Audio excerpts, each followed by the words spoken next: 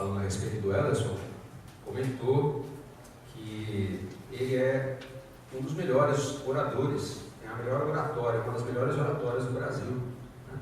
Então é uma honra para nós, irmão. O Ellerson, ele é o Ellerson Santos, natural de Carmo da Mata, residente em Belo Horizonte, Minas Gerais. É orador, médium e escritor espírita.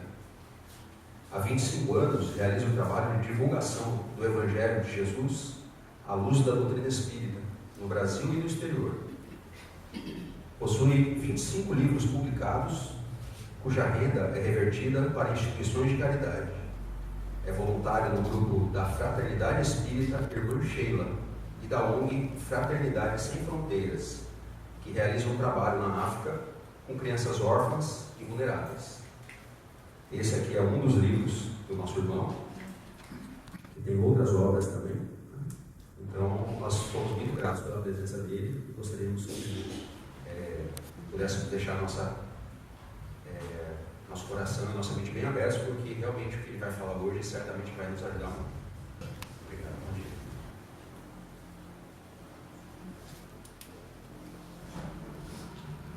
Meus queridos amigos, companheiros de ideal espírita, bom dia. Bom dia. Que Deus, o nosso Pai, continue a nos envolver e a nos manter em suas doces vibrações de paz. Há muitos anos atrás, numa região no meio de uma floresta, vivia uma família muito pobre. Era o marido, a esposa e a miséria. Eles eram muito jovens, haviam casado recentemente, não possuíam filhos e vivenciavam as dificuldades que a vida lhes apresentava. O marido era lenhador, cortava da floresta lenha para vender na cidade. E era dessa forma que eles obtinham a sua sobrevivência. Certo dia, porém, no final de uma tarde, eles receberam a visita de um homem santo. Era um homem muito conhecido naquela região, que bateu à porta daquele casebre, pedindo guarida. E aquela família, embora envolta pelas dificuldades, receberam o homem santo com muita alegria. Dividiram o pão que possuíam, arrumaram a cama modesta para que ele pudesse passar a noite e conversaram longamente até o início da madrugada. No outro dia pela manhã, o homem santo fez o desjejum juntamente com aquela família. E quando foi se despedir, segurando nas mãos do homem da casa, olhando nos olhos do jovem, o homem santo lhe disse: homem, entra na floresta. E saiu, deixando a mensagem para o lenhador. O jovem achou muito estranho, porque todos os dias ele entrava na floresta. Que mensagem era aquela que o homem santo queria lhe trazer? E logo naquela manhã, quando ele embrenhou na floresta para buscar a lenha, ele observou que sempre realizava o mesmo caminho. E quando chegava no meio da floresta, ia sempre até um determinado ponto, sem avançar. E naquele dia, ele decidiu entrar um pouco mais na floresta. Era essa a mensagem que o homem santo queria lhe trazer. E com muita dificuldade, ele entrou no meio das árvores, naquela mata fechada, e foi adentrando cada vez mais, quando seus olhos se depararam com algo que jamais ele poderia imaginar. No meio daquela floresta, havia uma grande plantação de diversas árvores da mesma espécie que forneciam o mogno. Ele achou muito estranho, ali no meio da floresta, haver tantas árvores da mesma espécie, e resolveu ir à cidade para descobrir de quem eram aquelas terras. E para surpresa do lenhador, as terras eram devolutas, não pertenciam a ninguém.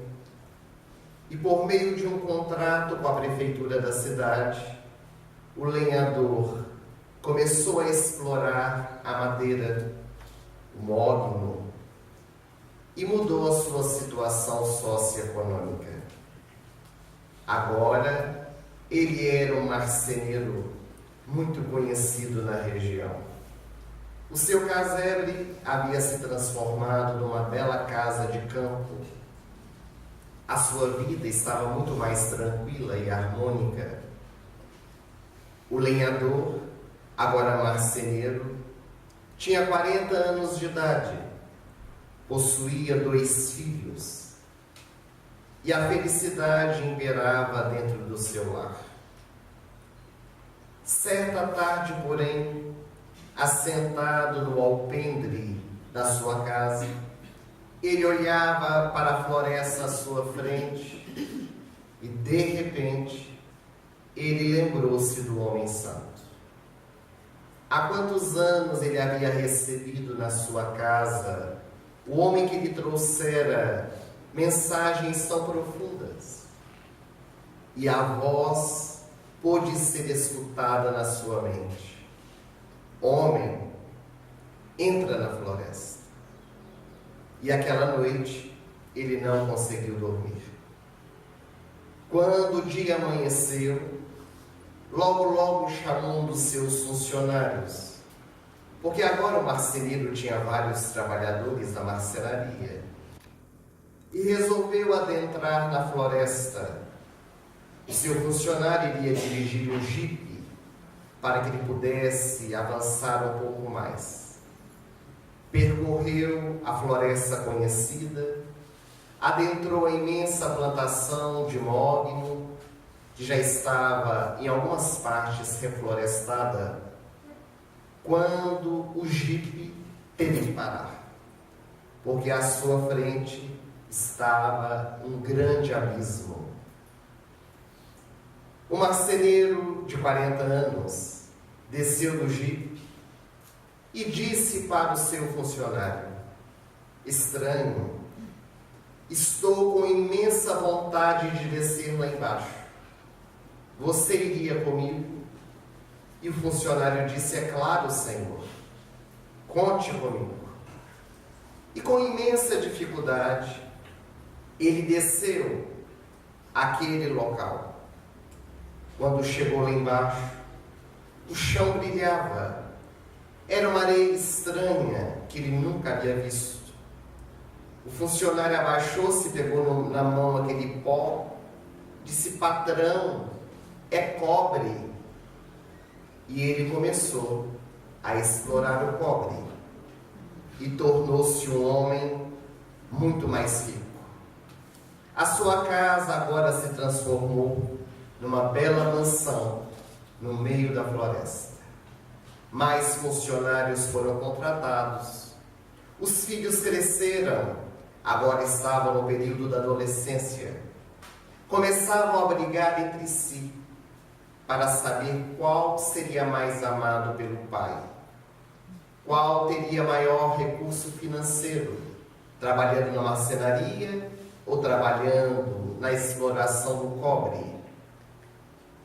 Aquele que agora, além de ser marceneiro, era também explorador do cobre, passou a enfrentar graves dificuldades, porque alguns funcionários começaram a entrar na justiça contra ele.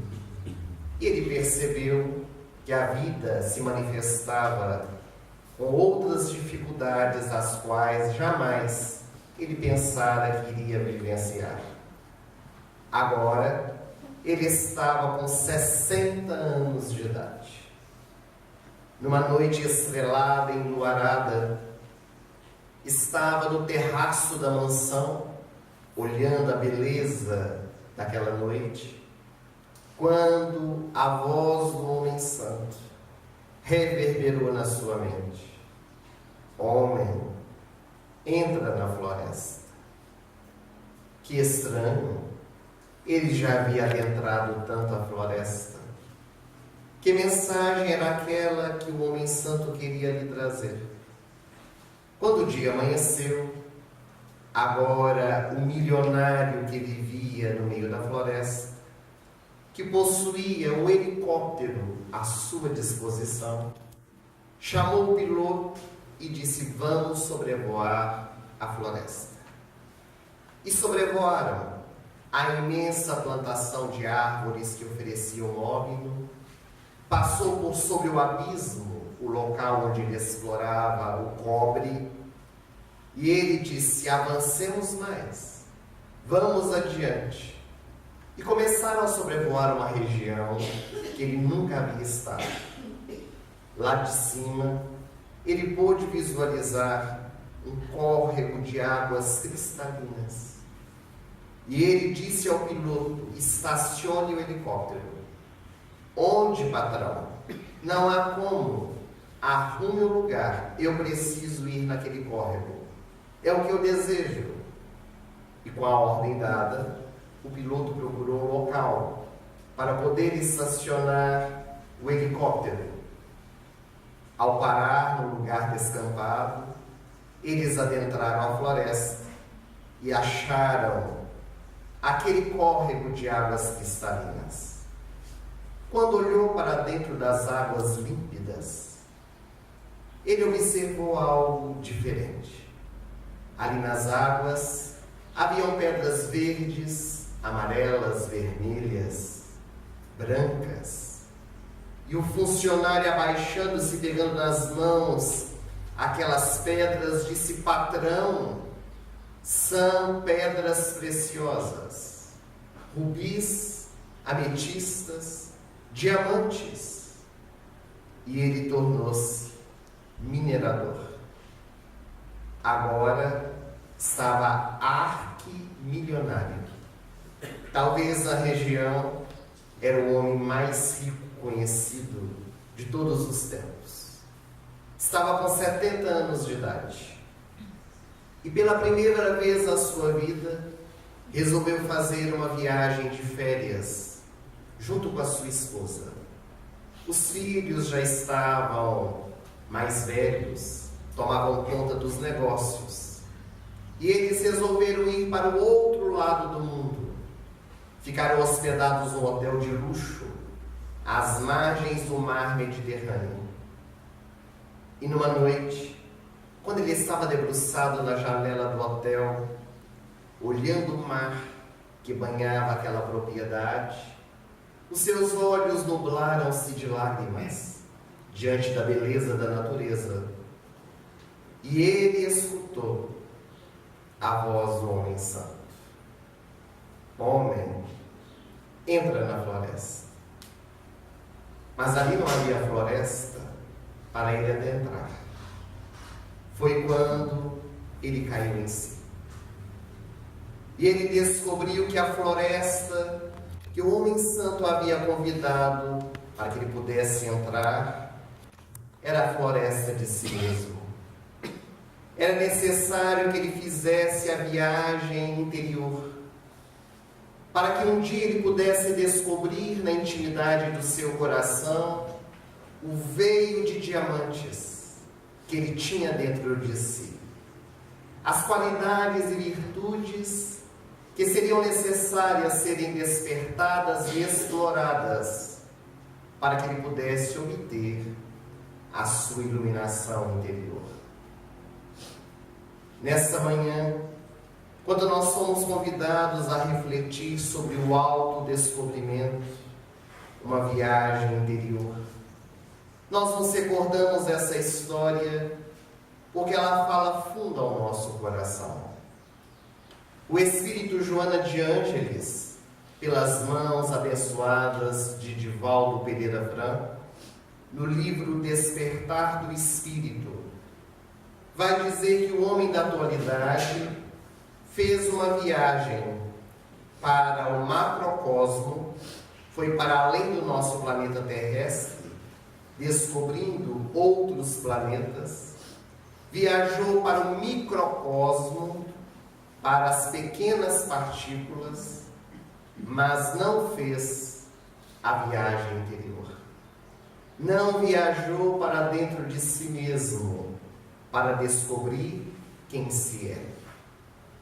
É tão curioso que na nossa vida diária nós percebemos o quanto nós nos desconhecemos. Quando estamos desempregados e vamos fazer uma entrevista de emprego, e a psicóloga, ou então o dono da empresa, na entrevista, nos pergunta: qual é a sua maior qualidade? Por que você acha que deve ser contratado pela nossa empresa? Nós arregalamos os olhos e não sabemos responder. Nós não sabemos dizer qual é a qualidade que nós temos que nos permitirá sermos contratados por aquela empresa. Mas o curioso é que quando ela pergunta, ou ele, o entrevistador, qual é o seu maior defeito?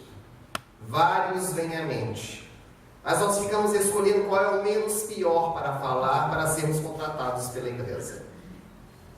A viagem interior, ela requer o conhecimento das qualidades e virtudes, porque todos nós as possuímos, mas também a visualização dos vícios e das imperfeições, para que sejam modificados.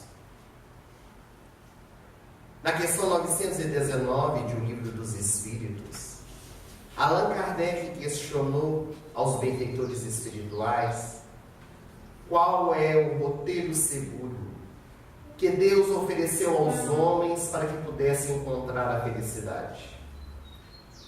E os imortais responderam: um sábio da antiguidade já vos disse, conhece-te a ti mesmo. A proposta do autodescobrimento, ela já foi apresentada à humanidade desde 400 anos antes de Jesus. Quando na filosofia grega, os grandes filósofos, entre eles Sócrates, puderam divulgar essa proposta para o mundo.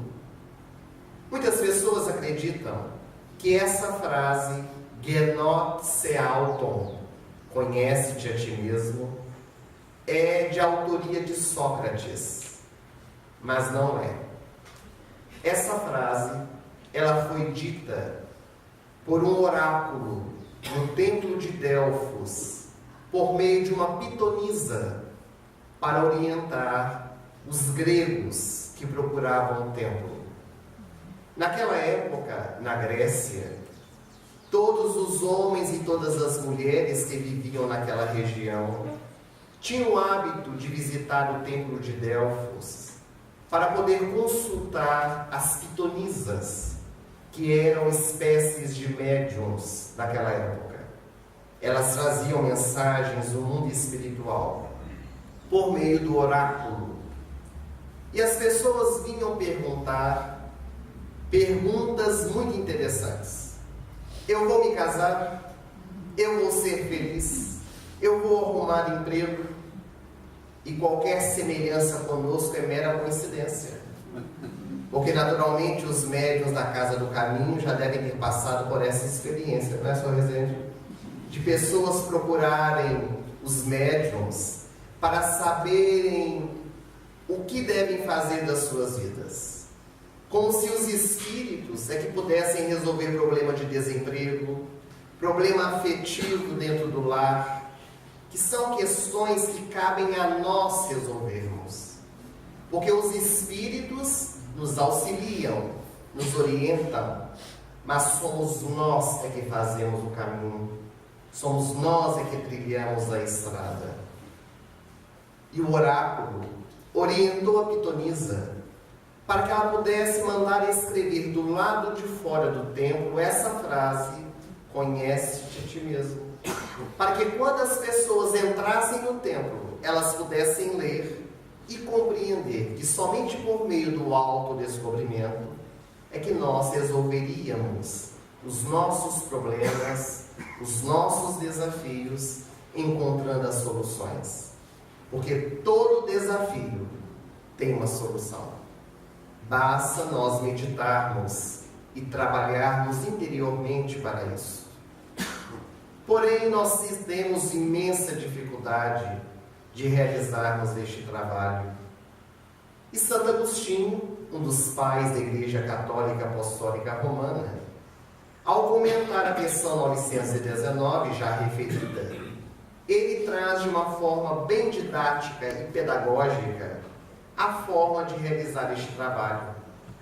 Fazei como todos os dias eu fazia.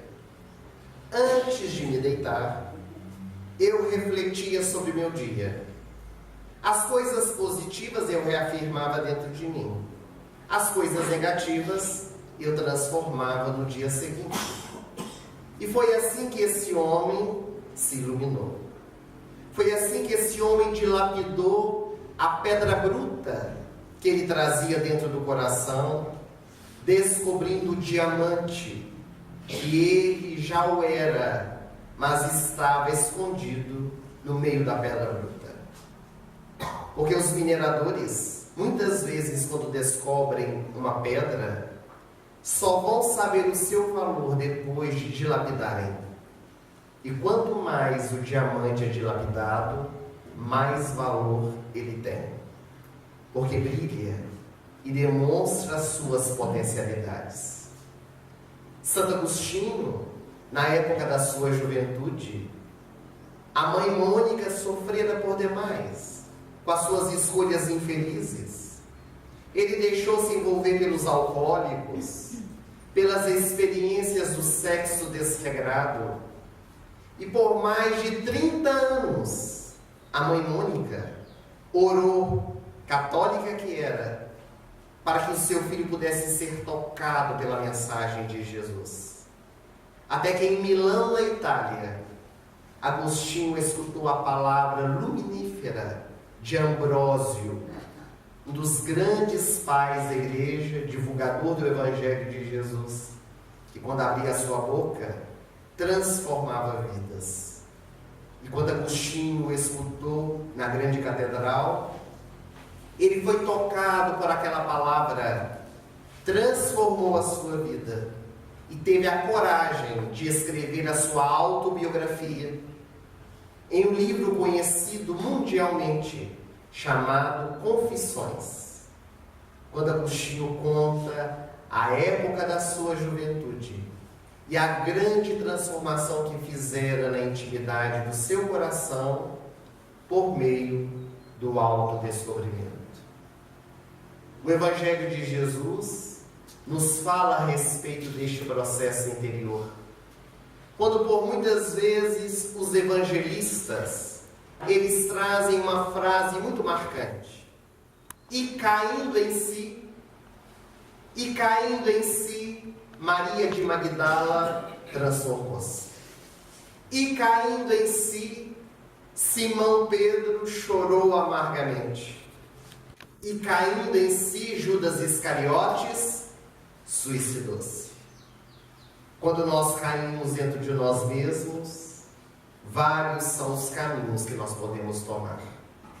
O caminho da renovação interior, o caminho escolhido por Madalena, o caminho da culpa e do remorso, que foi o caminho, naquele momento de negação, que Simão Pedro escolheu, porque caindo em si, ele chora pela atitude que havia tomado, porque Jesus, na última ceia, já havia lhe dito que naquela mesma noite, antes que o galo cantasse, ele o trairia por 3 vezes. E ele não conseguiu decodificar essa mensagem. Então ele se culpa por isso, mas depois se transforma. E Judas Iscariotes, que escolheu o pior caminho. o autoextermínio. Um dos maiores crimes que a criatura humana pode cometer contra si mesma. No nosso processo de autodescobrimento, é preciso que nós façamos essa viagem, mas ao nos depararmos com as nossas dificuldades, é imprescindível que nós não caiamos na culpa, porque a culpa, ela é perniciosa. A culpa é negativa. Todas as vezes que nós ficamos culpados, nós batemos no peito e dizemos: é minha culpa, minha máxima culpa. Mas o que fazemos? Absolutamente nada. Permanecemos os mesmos. É preciso nós fazermos o caminho inverso, que é o caminho do arrependimento, que é o primeiro passo para nós podermos fazer a autotransformação. O arrependimento é o primeiro degrau da longa escada para a ascensão. Porque quem não se arrepende, não se transforma. Enquanto nós acharmos que as nossas atitudes, elas estão corretas, nós não modificamos o nosso viver. Pode os nossos familiares, pode também os nossos amigos dizerem que nós estamos nesse ou naquele caminho errado, mas nós não aceitamos. A nossa consciência, ainda adormecida, rejeita e encontramos sempre desculpismos para permanecermos nas mesmas atitudes equivocadas. Nós temos na nossa sociedade os alcoólicos anônimos, que é essa instituição que tem salvo milhões de vidas, onde o tratamento realmente inicia-se no dia em que o alcoólico, que é um doente, ele tem a coragem de chegar diante dos seus pares e dizer: eu sou alcoólico e hoje eu não bebi. Porque enquanto o alcoólico estiver frequentando as reuniões do AA, mas achando que é um mero espectador, que ele não é alcoólico, que ele bebe socialmente, que ele bebe somente nos finais de semana com a família e não tem nenhuma dificuldade, ele não transformará o seu comportamento. É necessário que o indivíduo reconheça e arrependa-se para poder transformar. Mas arrepender não é tudo. É preciso passar para o segundo passo: ter vontade de transformar. Porque a vontade é a mola propulsora da nossa vida. A vontade, ela nos faz ir adiante, nos faz caminhar. O Dr. Bernie Siegel, um cancerologista americano, nos seus estudos vai demonstrar o quanto a vontade ela é preponderante na nossa vida, principalmente nos tratamentos de saúde e de doença. O quanto a nossa mente ela impera sobre a nossa vida. E no que diz respeito à nossa renovação interior, a vontade ela é muito importante, levando a um terceiro degrau, que é o reconhecimento de que quando nós nos transformamos, nós fazemos a diferença. Porque nós temos uma frase terrível na nossa sociedade que diz assim: todo mundo faz, todo mundo é assim. Mas nós não somos todo mundo. Nós somos uma individualidade. E quando nós transformamos a nossa vida, nós contagiamos aqueles que estão ao nosso derredor. Gandhi, o grande pacifista da Índia, que dizia: seja você a mudança que quer ver no mundo. Quando nós nos transformamos, reconhecendo que podemos fazer a diferença, nós acabamos por demonstrar, pelo exemplo, às pessoas que estão ao nosso entorno, que é possível vivenciar aquela proposta. Muitas vezes, na nossa caminhada, nós queremos que os outros se transformem, mas permanecemos com as nossas escolhas indevidas. Porque nós somos ótimos para conhecer os outros. Há pessoas que dizem assim: eu conheço a minha esposa como a palma da minha mão. Ou a esposa: eu conheço o meu marido. Ele não precisa nem falar. Pelo semblante dele eu já sei o que ele está desejando, se ele está gostando ou não daquela situação. E os meus filhos? Eles abrem a porta de casa e eu já sei qual é o sentimento que eles estão trazendo do coração. E qual é a vantagem de se conhecer os outros? Se nós ainda estamos turvados pela nossa visão. Mas além do arrependimento, da vontade e também da consciência que estamos fazendo a diferença, é preciso que no caminho do autodescobrimento nós não voltemos atrás de uma decisão positiva já tomada. Porque às vezes nós nos transformamos num determinado ponto e logo na primeira oportunidade retornamos ao erro novamente. O indivíduo consegue manter uma postura durante um largo período, às vezes anos, e depois ele volta na mesma atitude equivocada. Então é preciso ter a base segura para não retornar ao posicionamento realizado de maneira indevida. Eu tenho certeza que aqui em Biúna ninguém tem esse defeito da maledicência, falar mal dos outros. Mas vamos supor que nós reconhecemos que temos esse defeito, que falamos mal uns dos outros. E escutamos a palestra ou lemos um livro, a importância de nós vigiarmos a nossa fala com palavras altruístas, palavras que possam edificar. E tomamos a decisão de que a partir de hoje não vamos falar mal de ninguém. Vamos para casa certos disso. E mantemos 1 dia, 2 dias, 5 dias, mantemos 15 dias a postura. No 20º dia, nós recebemos o telefonema de um amigo ou de uma amiga que nos diz: já sabe o que fulano anda fazendo por aí? Nem te conto. Conta assim, estou doido para saber. E logo abrimos o ouvido para poder saber o que o outro quer dizer a respeito de alguém na maledicência. Mas o melhor da fofoca não é você escutá-la. O melhor é divulgar. Por que adianta uma fofoca que fica com a gente? O bom é sair contando para as pessoas. E quem conta um conto sempre aumenta um ponto. Daí a pouco nós espalhamos para meio mundo aquilo que nós recebemos de informação. Porque às vezes nós dizemos assim: eu não conto nada para ninguém. Eu conto apenas para o meu melhor amigo. Mas o nosso melhor amigo também tem um melhor amigo, que nem sempre somos nós, é outra pessoa. E o melhor amigo conta para o melhor amigo, e daqui a pouco toda a cidade de Biúna sabe do problema, menos a pessoa envolvida. Porque essa é uma questão muito interessante. Quando há a maledicência a respeito de alguém, principalmente na casa espírita, às vezes todos sabem do problema, menos a pessoa envolvida. Porque ninguém teve a hombridade de chegar para aquela pessoa e dizer: olha, você está com a atitude equivocada, olha, não acho melhor agir dessa forma. E todos comentam, mandam mensagens de WhatsApp, que hoje é moderno, não telefona mais, manda mensagem pelo WhatsApp.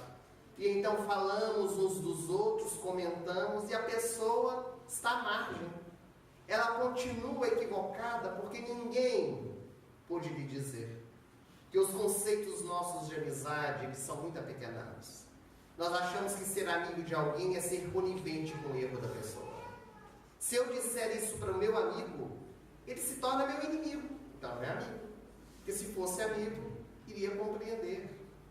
Porque os amigos falam para auxiliar, para que o outro cresça. Os inimigos não. Os inimigos falam para machucar. Os inimigos falam para menosprezar e humilhar a outra pessoa.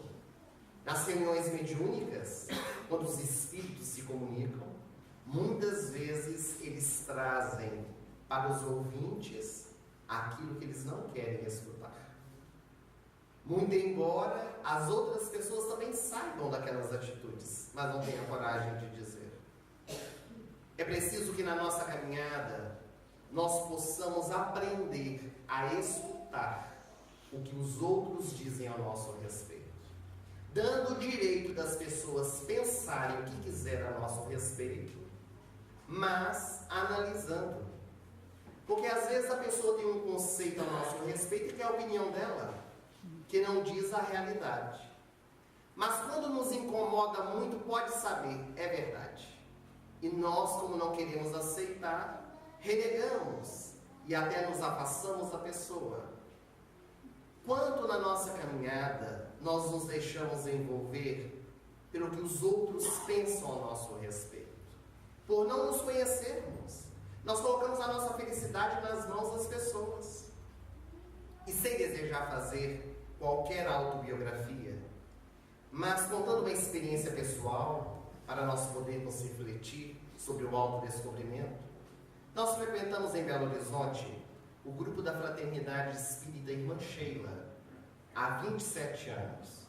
E será natural que numa instituição com tantos anos de frequência, conheçamos muitas pessoas. Entramos na época da mocidade, temos muitos amigos da mocidade que ainda continuam na instituição. E certa reunião pública, logo depois dela, nós nos encontramos do lado de fora da instituição com uma senhora que é mãe de um jovem que hoje não está mais na doutrina espírita, mas ela continua frequentando a instituição. E ela nos chamou e disse: Wellerson, eu gostaria de te mostrar uma coisa. Você não sabe o que eu trago dentro da minha bolsa.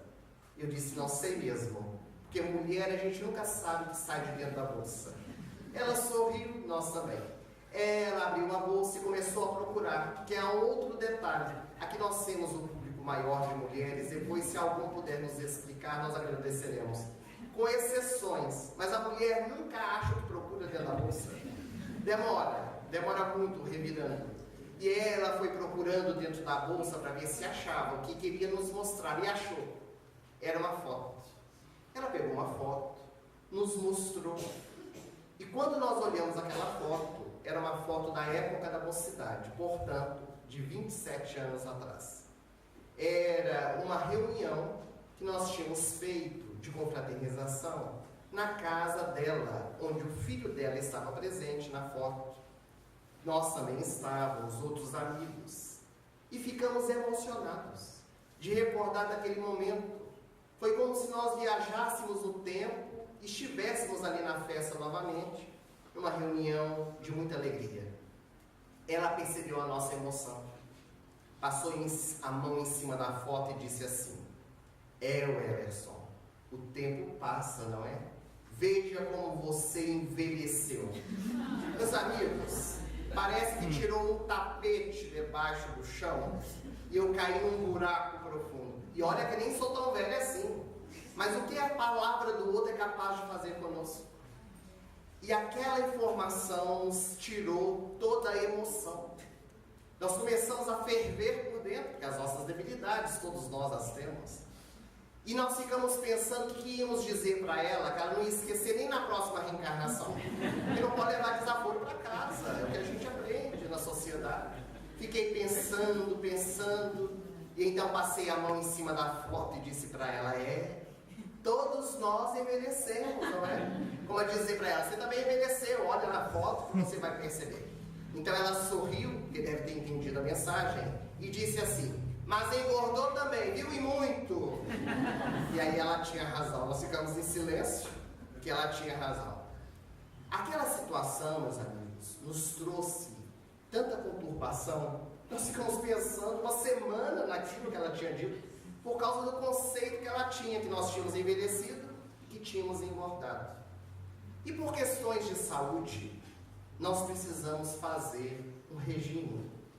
E na época nós emagrecemos 18 quilos, no regime que nós fizemos, com apoio médico. Passou alguns meses, nós nos encontramos com ela, na mesma instituição. Quando ela nos viu no corredor, ela ficou olhando, arregalou os olhos e disse: O que foi? Está doente? Magro desse jeito? Só pode estar doente. Os olhos de quem vê.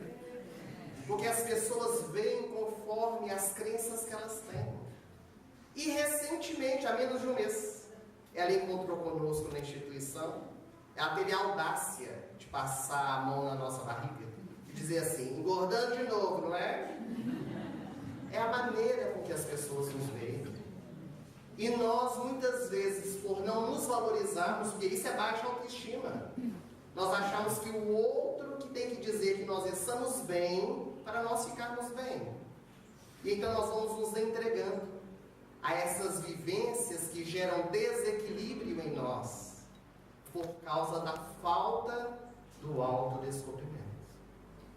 Deste processo que todos nós precisamos vivenciar para encontrarmos a nossa iluminação interior. O Espírito Irmão X, pela mediunidade de Francisco Cândido Xavier, ele conta uma história que nos toca profundamente o coração. Na Casa do Caminho, não esta, a criada por Simão Pedro, a primeira instituição cristã da história da humanidade, estava Simão Pedro naquela manhã, um tanto quanto envolvido pelo mau humor. Aqueles dias que todos nós temos de mau humor, levantamos com o pé esquerdo, que ninguém pode nos olhar, que nós já estamos soltando os cachorros. Era ele naquele dia. Que os apóstolos eram homens comuns, que tinham as suas dificuldades, como todos nós. Mas ele precisava ir para a instituição, para atender as multidões, distribuir alimento físico e espiritual. E logo quando ele chegou, e as pessoas foram entrando, assentando nos bancos de madeira, ele, preparando-se para a pregação, com a janela aberta, ele viu do lado de fora um homem que estava se aproximando. Era um homem muito conhecido, chamado Roboão, e ele começou a gritar do lado de dentro: "Que está fazendo aqui, Roboão? Vieste para que eu possa te curar? Pois não vou fazer. A sua mão está mirrada, não é? Levantaste a sua mão contra a sua mãe no dia que estavas alcoolizado, e agora vem aqui para que eu te cure. Tens que passar pela dor para poder valorizar o afeto materno." Roboão ficou tão assustado que ele virou as costas e nem entrou na instituição.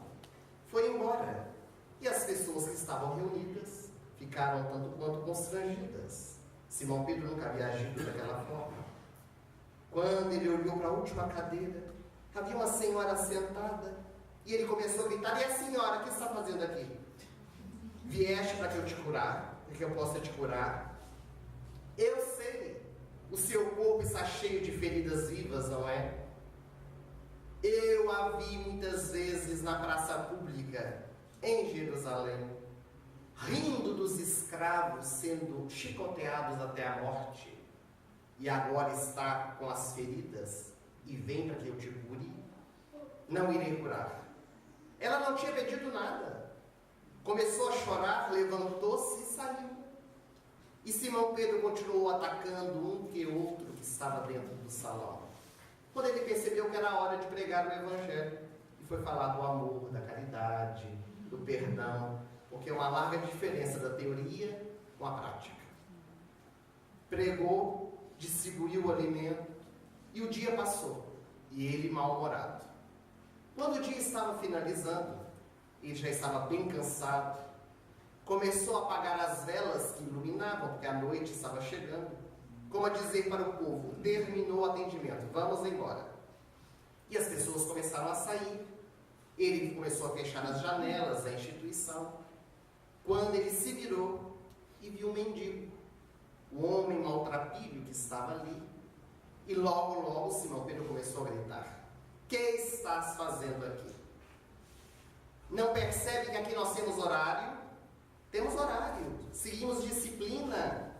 Vem a qualquer momento para ser atendido. Agora não é o momento, não vou te atender." E o homem não tinha pedido nada, não tinha falado absolutamente nada. E Simão Pedro, envolvido por aquela emoção, ele vai se aproximando, emoção negativa naturalmente, e quando ele se aproxima um pouco mais do mendigo e corre o olhar com o dele, ele diz: diga logo o que quiser, porque se eu puder ajudarei, se não puder, vai-te embora daqui. E então, quando Simão Pedro atentou mais um pouco, o homem trazia nos seus pulsos as marcas dos pregos, nos pés descalços as feridas vivas. E assustado ele diz: és tu, Senhor, quem aqui estás? E o mendigo se transfigurou aos olhos de Jesus, aos olhos de Simão Pedro. Era Jesus que ali se encontrava. Simão Pedro ajoelhou-se aos pés do Mestre, em pranto convulsivo. E então Jesus lhe disse, bondosamente: Simão, quando não tiver uma palavra de bom ânimo para poder oferecer, silencie. Quando não tiver uma palavra de bom ânimo para oferecer, silencia. E ele silenciou. Fez a viagem interior e se iluminou. Porque no ano de 68, quando Simão Pedro foi levado preso em Roma e recebeu o veredicto: tu serás crucificado, como seu mestre foi. Ele, chorando, ajoelhado ao chão: eu não sou digno de ser morto como o meu mestre. A cruz somente para Jesus. E os romanos, para tornar mais impiedoso aquele momento: tu serás crucificado, de cabeça para baixo. E na Praça de São Pedro, hoje o Vaticano, eis que Simão Pedro foi crucificado de cabeça para baixo. E quando deu o último suspiro, duas mãos distendidas, que ele tanto conhecia, e a voz suave do meio rabi, a lhe dizer: vem, meu filho, e agora ser feliz. Que nós possamos também na nossa caminhada fazermos essa viagem interior. E mesmo diante das dificuldades pelas quais nós passarmos, seguirmos adiante, para encontrarmos um dia a nossa plenitude. Para o nosso coração, foi uma alegria estarmos novamente nessa casa para as reflexões em torno do Evangelho. E antes de nós voltarmos a palavra ao nosso companheiro que nos dirige nessa manhã, para dar continuidade à nossa reunião, nós queríamos pedir a licença aos senhores para fazer uma pequena divulgação a respeito de um projeto que nós fazemos parte, que o nosso companheiro, ao nos apresentar, referiu-se. Nós fazemos parte de uma instituição chamada Fraternidade Sem Fronteiras, que realiza diversas atividades aqui no Brasil e também no exterior, especialmente na África.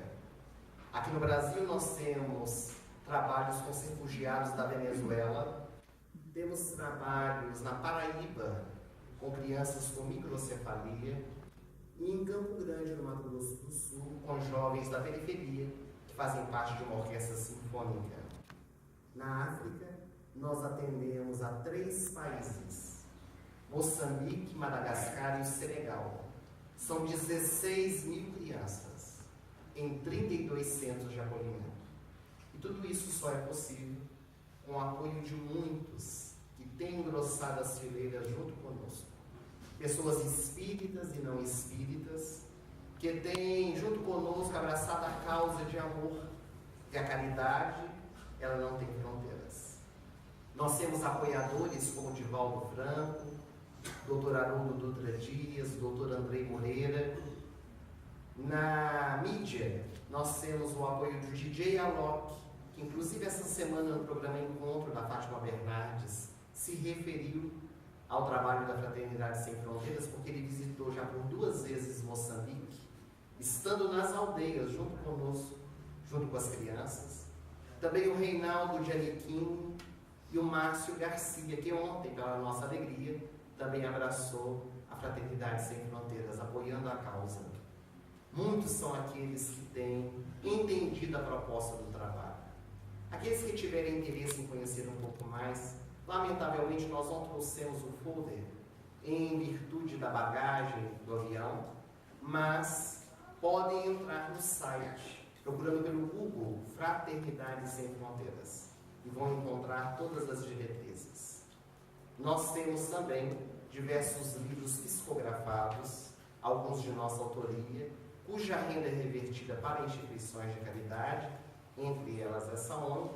Queremos falar de alguns deles. Um deles é o livro Sob a Luz do Evangelho, onde nós temos 100 frases de pensadores da humanidade, da filosofia, da ciência e da religião, comentadas pelo espírito Fritz Scheinin, onde ele faz analogia junto do Espiritismo e do Evangelho de Jesus.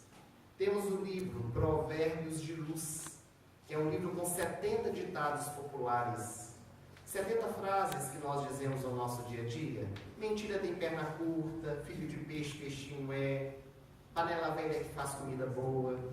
E o benfeitor, ele também faz essa relação da sabedoria popular com o Evangelho e a doutrina. Temos vários livros infantis ali expostos também na saída, e aqueles que tiverem interesse, nós estaremos à disposição no pequeno estande que foi montado. Este foi o último lançamento, que o nosso companheiro já apresentou, o livro Shalom Adonai, que quer dizer paz do Senhor em hebraico. É um livro onde o poeta Rabindranath Tagore, por nosso intermédio, ele faz uma viagem pela mensagem do Evangelho de Jesus. Nós gostaríamos de agradecer o carinho e a atenção de todos vocês. Até uma breve oportunidade, se Deus quiser. Que Jesus nos abençoe, nos envolva em sua paz.